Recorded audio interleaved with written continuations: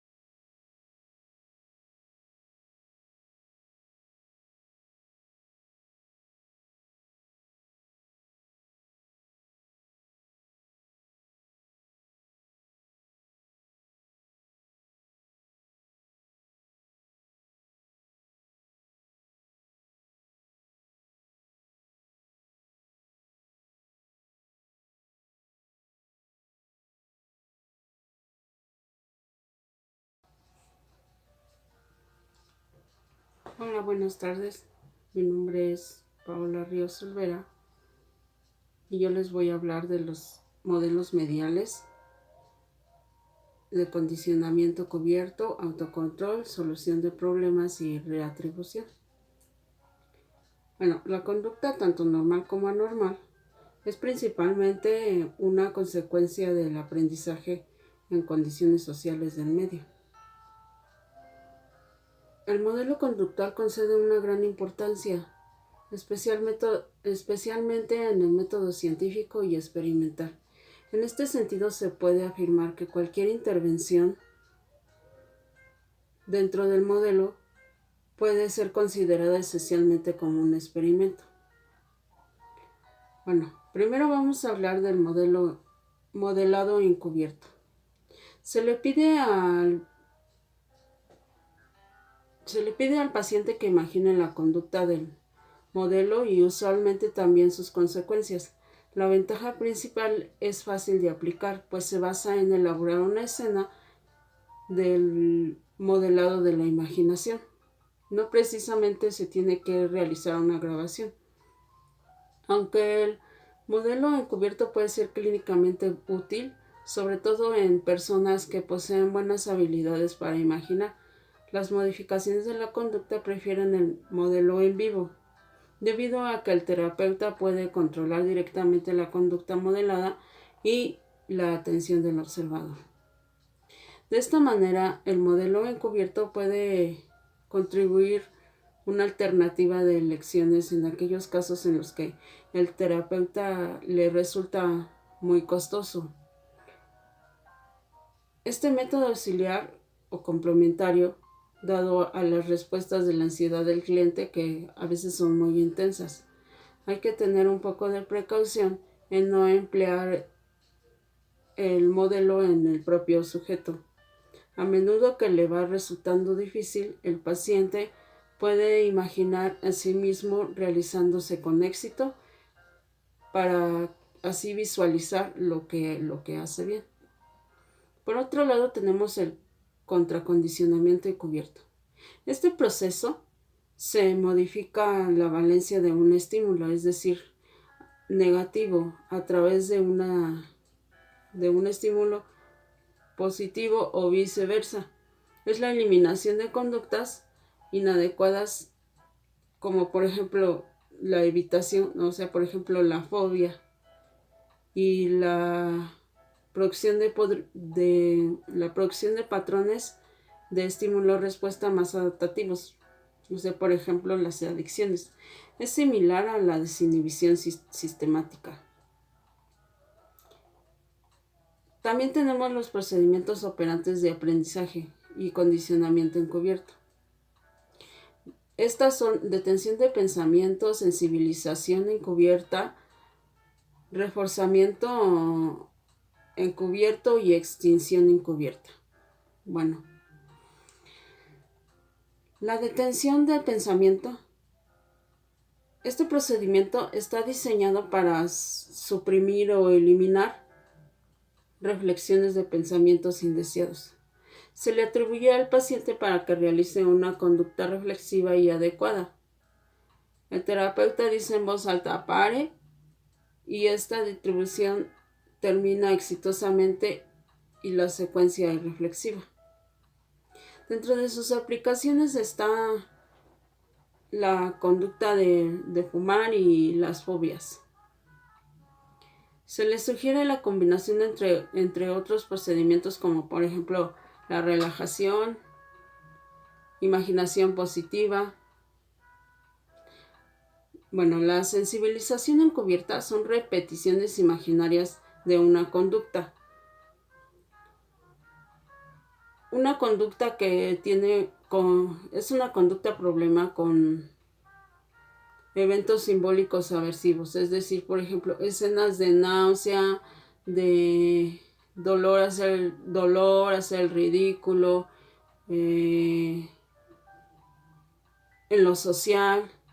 Sus aplicaciones que se les sugiere es el alcoholismo, la obesidad, la conducta de fumar.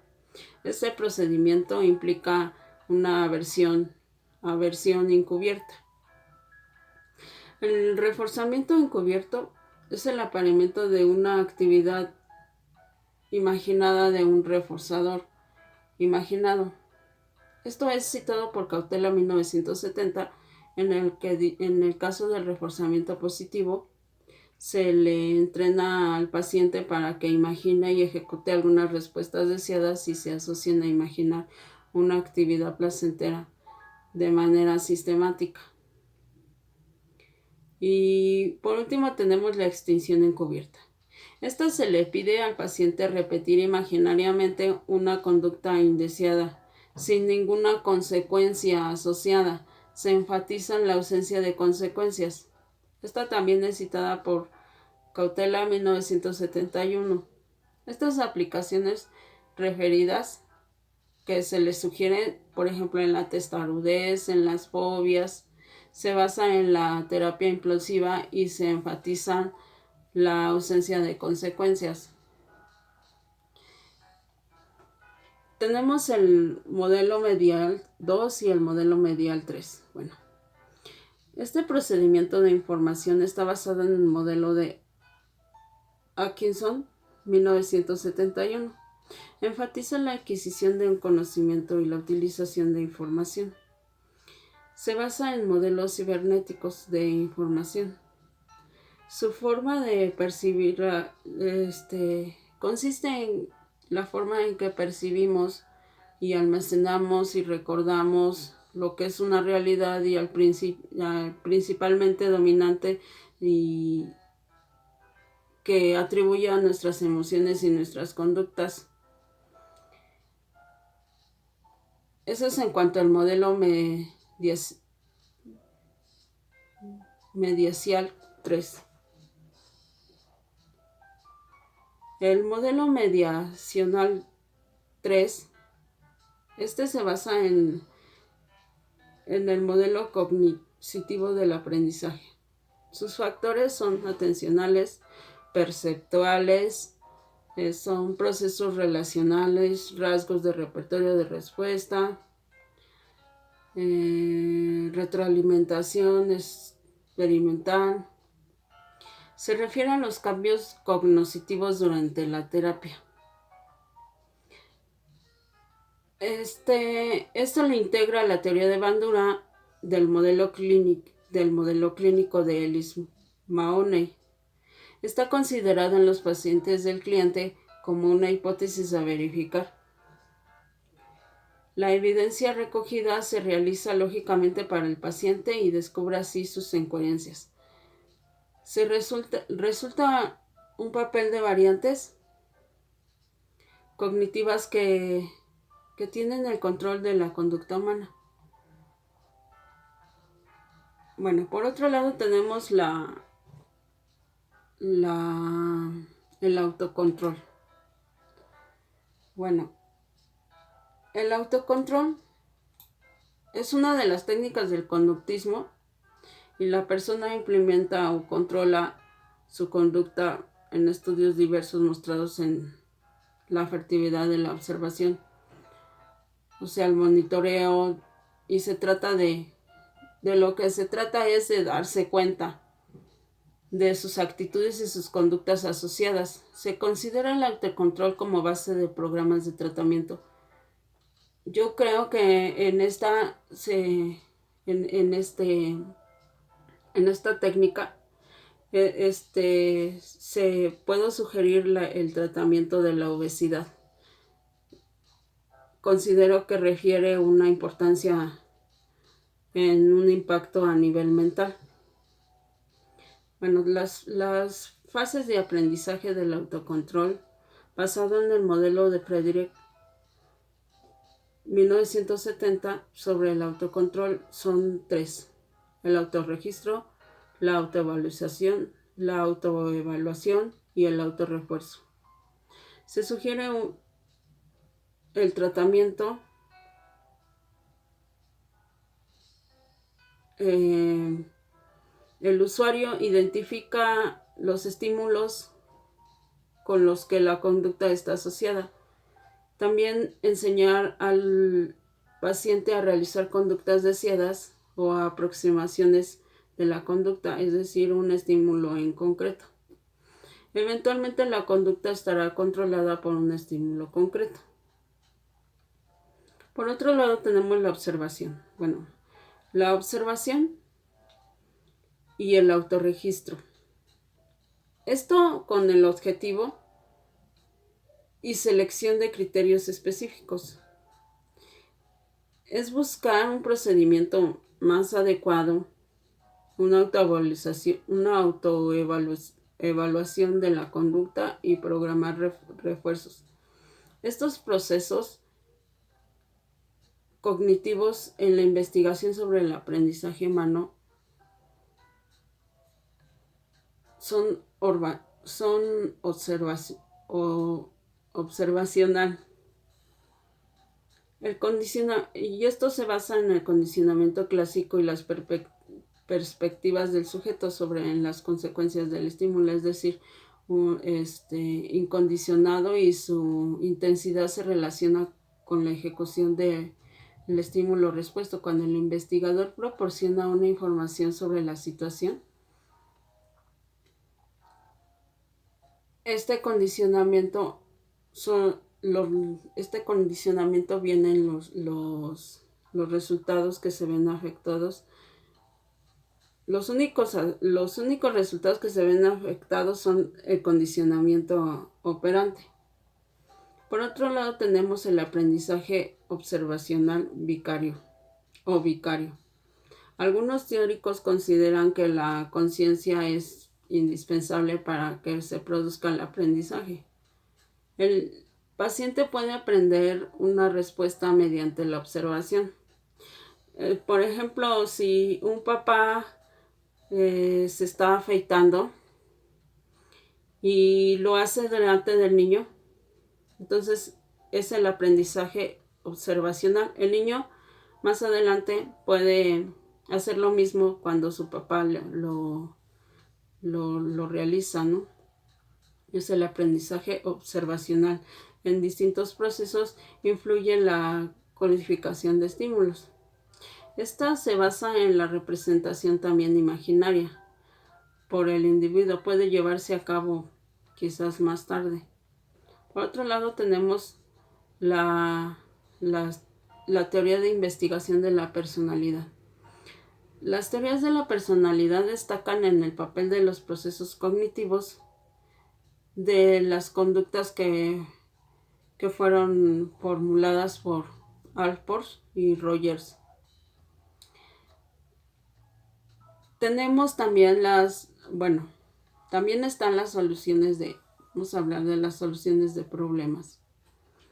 Esto es por John Dewey, que describía una estrategia para solucionar problemas. Primero tenemos que ver el reconocimiento del problema. Ya aunado a eso, después la definición o especificación en sí mismo del problema. Después el planteamiento y las soluciones posibles. Y de entre ellas la selección de la solución óptima. Y por último, la puesta en práctica de la solución. Estos pasos también pueden ser aunados con una serie de orientaciones. Bueno, se le da una serie de orientaciones generales para reconocer situaciones problemáticas y sus reacciones ante ellas.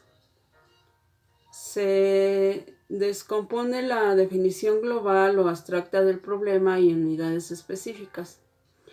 Se anima y se plantea una alternativa de acción y posibles que ocurran. Debe decidir entre ellas soluciones posibles, o sea, cuáles son las ventajas y las desventajas. Y para todo esto se elabora una lista de posibles y seleccionar lo mejor entre ellas para enfrentarse al problema en cuestión. Y así detectar esos problemas. El detectar estos problemas, citado por Homey, 1965, dice que el propio cliente, el que puede detectar el consentimiento encubierto. Y pues ante todo esto puede ser modificable. Por último tenemos las técnicas de reatribución. Estas vienen dichas sobre las estrategias y las técnicas de cognitivas. Los pacientes depresivos tienden a atribuirse con exceso la culpa de acontecimientos negativos. Aquí sería un ejemplo de la técnica de reatribución. O sea que los pacientes depresivos, los pacientes depresivos tienen muy consciente los acontecimientos negativos y las consecuencias con las que se escapan en estas situaciones, ¿no? Y esto podría ser un control directamente. La técnica de reatribución consiste en determinar entre el terapeuta y el paciente una porción de responsabilidad razonable y atribuir al paciente para que porcione su responsabilidad y atribuya a otros factores dadas las circunstancias del caso. Todas estas técnicas de las que estoy mencionando Son utilizadas en clínica. Son para fomentar o eliminar distintas conductas. Y bueno, esa es toda mi aportación y muchas gracias por su atención. Buenas noches, mi nombre es Miriam Tapia y yo les voy a hablar sobre los modelos mediacionales. Estos buscan interrelación de los estudiantes, de tal forma que sean grupales y colaborativas, a través del trabajo en red o en equipo, por medio de la construcción de discurso. El primer modelo es el control aversivo. Este se da cuando se utiliza un reforzamiento negativo para incrementar la respuesta esperada, sea un reforzador positivo o uno negativo. Ambos pueden mantener e incrementar una respuesta. Cuando la eliminación de un estímulo aversivo mantiene o incrementa la tasa de respuestas, el estímulo recibe el nombre de reforzador negativo. Se han investigado 3 paradigmas dentro de los estudios sobre el control aversivo, que son escape, evitación y el castigo.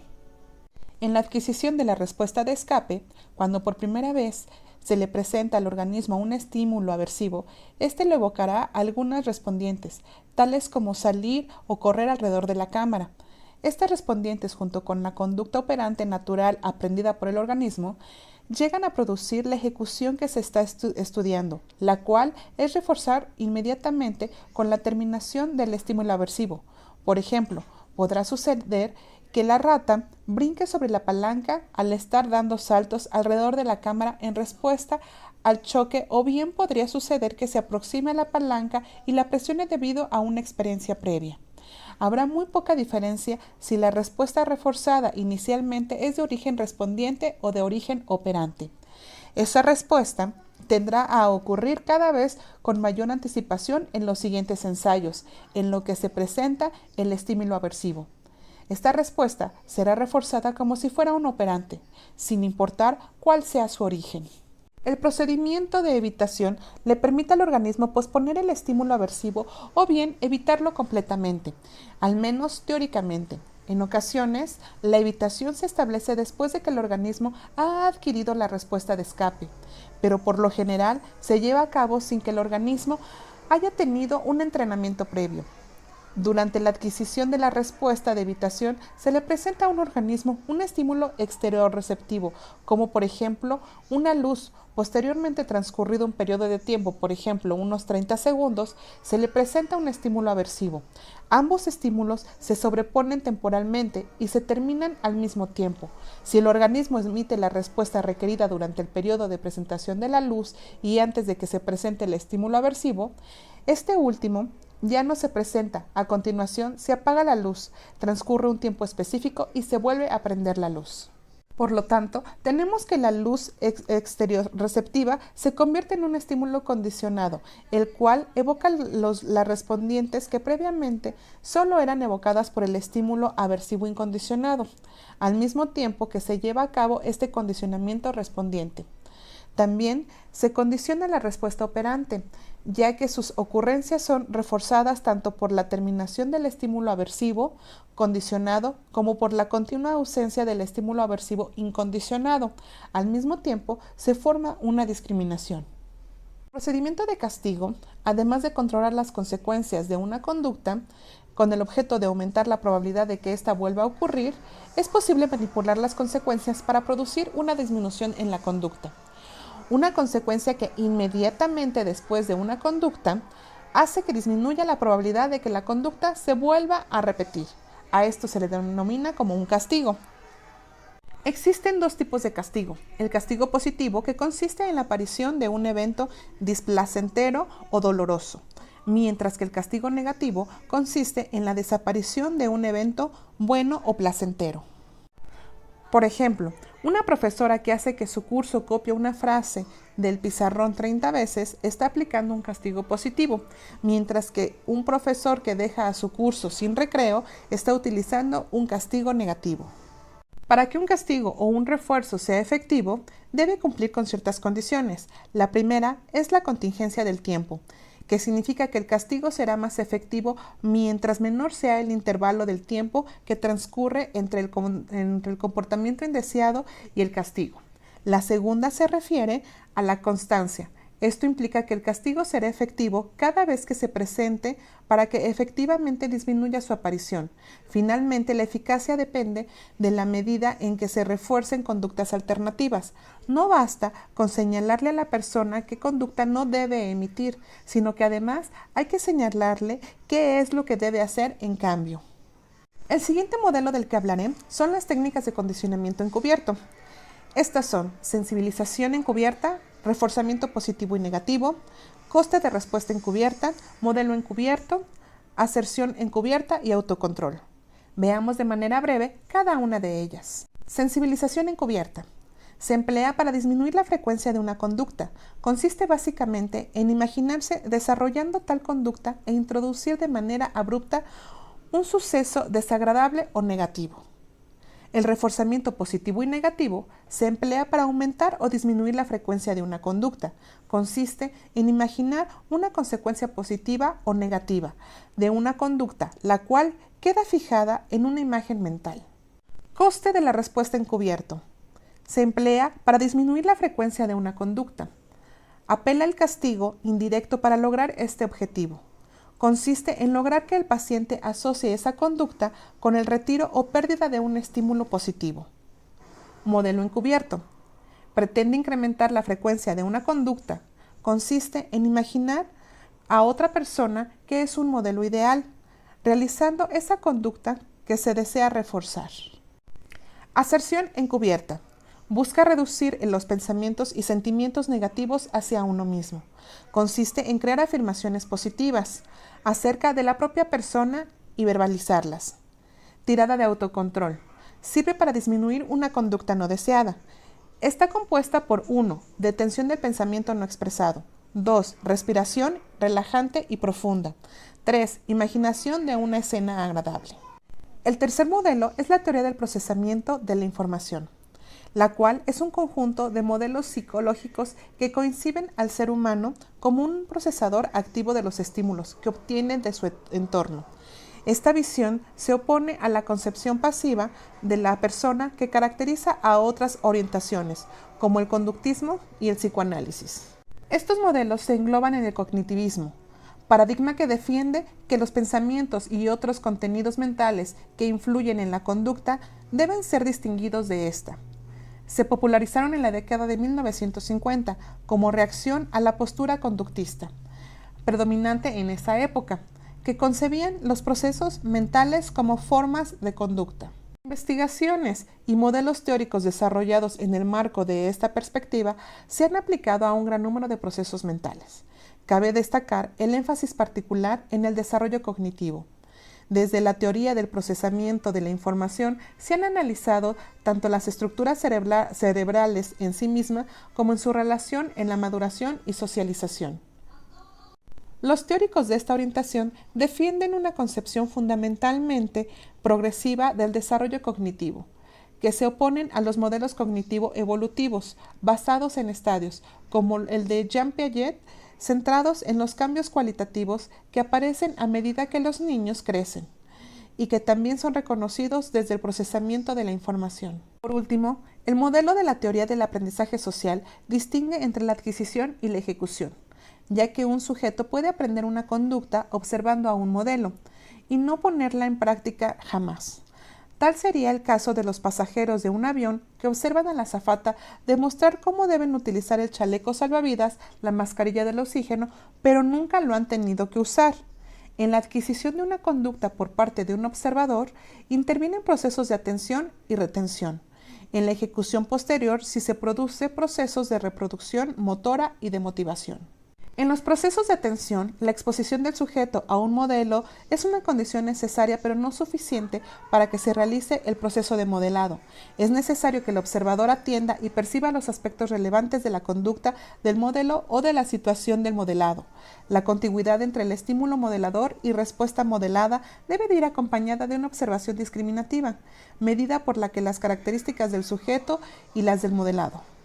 Ahora, en los procesos de retención, una vez observada la conducta modelada, el sujeto debe de ser capaz de reproducirla sin la presencia continua del modelo. Por ello, entre los procesos de atención y de reproducción motora, el observador debe retener la información relativamente. La retención se produce a través de la representación de imágenes o, más frecuente, por medio de la representación verbal. En los procesos de reproducción motora, una vez observada y retenida la conducta, es posible que el sujeto no llegue a ejecutarla debido a que no disponga de esta en sus repertorios básicos de la conducta. Por ello, la ejecución adecuada de la conducta modelada exige que el observador disponga de las habilidades que son los requisitos para la reproducción motora. La reproducción de conductas motoras complejas, por ejemplo, montar en bicicleta o bien jugar fútbol, será más fácil si se le permite al sujeto practicarlas y se le proporciona un feedback propioceptivo para su correcta ejecución. En los procesos de motivación e incentivo, aun cuando un observador atienda y retenga la conducta modelada y sea capaz de reproducirla, su ejecución también dependerá del tipo de consecuencia contingente, ya sea positiva o negativa, y de la relación temporal de esta, ya sea próxima o lejana. De este modo, el modelado será más eficaz cuando la contingencia siga los principios de condicionamiento operante. Veamos un ejemplo de investigación sobre el papel de estas variables en el tratamiento de la conducta de fumar. Fraga, Méndez y Paralbo estudiaron la repercusión de la observación de las consecuencias contingentes a la conducta de fumar en un grupo de 42 estudiantes universitarios. Durante 9 sesiones, los sujetos observaron un anuncio relacionado con el consumo del tabaco. El primer grupo presenció un anuncio en el que se asociaba el fumar con consecuencias positivas. Al segundo grupo se le asoció con consecuencias negativas, mientras que al tercero se le aplicaron las dos condiciones anteriores. Al grupo control se le proyectó un anuncio institucional en el que se aconsejaba una visita a ciertos parajes turísticos del país. Los resultados señalaron que la observación de la conducta de fumar seguida de los eventos aversivos presentados aisladamente o en combinación con eventos agradables no influyó significativamente sobre la conducta de fumar de los observadores. En cambio, sí se produjo un aumento de consumo de cigarros en aquellos sujetos a los que se asoció el fumar con consecuencias positivas. Una de las explicaciones dadas por los autores es que las consecuencias negativas no se encontraban próximas en el tiempo, por lo que aconsejaron emplear consecuencias inmediatas para la reducción de esta conducta, como mal aliento, olor corporal, etc. Como se observa en este ejemplo, la relación temporal de la contingencia negativa redujo la eficacia del modelado, por lo que retiramos la necesidad de que la conducta modelada y sus consecuencias están lo más próximas posibles en el tiempo. El siguiente tema que veremos se llama autocontrol y solución de problemas en todas sus especificaciones. Podemos entender que el autocontrol es la capacidad consistente de regular los impulsos de manera voluntaria con el objetivo de alcanzar el equilibrio personal. Como habilidad compleja, están involucrados aspectos como las emociones, los pensamientos y los comportamientos, así como la toma de decisiones, de tal manera que las personas que tienen problemas con controlar sus impulsos presenten dificultades en la regulación de uno o más aspectos de sus habilidades. Los síntomas de falta de control de impulsos pueden ser aumento de la tensión corporal, aumento del malestar emocional que induce a una conducta impulsiva. La persona se bloquea y el cerebro emocional, el que toma las riendas de la conducta, anulando las funciones ejecutivas de la corteza cerebral. Se genera la conducta impulsiva, que puede ser dañina para ella misma o para los demás. Características posteriores. Una vez que se ha realizado la conducta impulsiva, la persona tiene sentimientos de culpabilidad o vergüenza por la conducta exhibida. Aun cuando la persona sabe que la conducta es inapropiada, negativa, y que puede conllevar a consecuencias negativas, no es capaz de inhibirla y se convierte en un patrón de comportamiento. Causas de la falta de autocontrol. Hay diversas causas por las que podemos llegar a manifestar conductas impulsivas y falta de autocontrol. Estas pueden ser falta de asertividad.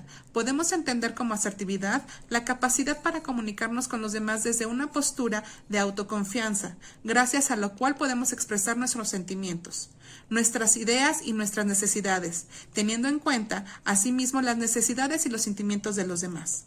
Las personas no asertivas pueden presentar comportamientos agresivos e impulsivos. Déficit en la regulación emocional. Las personas con falta de autocontrol no han desarrollado de manera adecuada estos mecanismos, por los que tienden a verse sobrepasados por sus propias emociones, lo que les lleva a tomar decisiones guiadas por las emociones y no de forma reflexiva. Problemas para la demora de las gratificaciones. Las personas con déficit de control de impulsos presentan tendencias a realizar conductas que les proporcionen un beneficio inmediato, aunque a largo plazo sea contraproducente, en vez de demorar la gratificación, aunque ésta sea mucho mayor a largo plazo. Intolerancia a la frustración. Es la emoción que nos informa que las cosas no han salido como queríamos o anticipábamos, y que por lo tanto debemos seguir trabajando en las consecuencias de nuestros objetivos, desarrollando nuevas estrategias para conseguirlo. Pobre inhibición de la conducta. La capacidad ejecutiva cerebral se produce en la corteza prefrontal, que es la encargada de inhibir las conductas impulsivas y potenciar las conductas planificadas y orientadas a objetivos. Trastorno de control de impulsos. Todos ellos se caracterizan por un fracaso en el intento de resistir el impulso de realizar la conducta por una tensión creciente que siente la persona previa a realizar la conducta, que libera con la consecución de la conducta. Una vez realizada la conducta, la persona siente culpa, remordimientos y sentimientos negativos hacia sí mismo. Ingesta compulsiva. Consiste en un patrón consistente de ingesta descontrolada y desadaptativa, que está motivada por la necesidad de gestionar emociones y sentimientos molestos. Tricotilomanía. Consiste en un patrón de arrancamiento de pelo de forma recurrente. La persona siente una sensación de tensión previa a la conducta o cuando intenta resistirse a esta práctica. Juego patológico. Es un comportamiento de juego desadaptativo, persistente y recurrente, que se utiliza como medio para escapar de problemas o aliviar sentimientos de ansiedad, culpa, depresión, etc. Piromanía. Es la provocación deliberada e intencionada de un incendio en más de una ocasión, que provoca una gratificación cuando se incendia el fuego o cuando se observa. Cleptomanía. Es la comisión de robos de objetos que no tienen un gran valor o no son necesarios para el uso personal. No son robados por necesidad, sino por gratificación generada al hacerlo. Trastorno explosivo intermitente. Es un patrón de conducta en la que se presentan episodios agresivos que dan lugar a la violencia, ya sea física o verbal, o a la destrucción de la propiedad. La agresividad durante los episodios es desproporcionado con respecto a la intensidad del estresante psicosocial precipitante. Consecuencias de la falta de autocontrol. Por lo general, los problemas derivados de la falta de control de impulsos son los siguientes: conflictos con el entorno familiar y social, los abusos y la dependencia de drogas, problemas legales, baja autoestima y depresión. Referencias bibliográficas.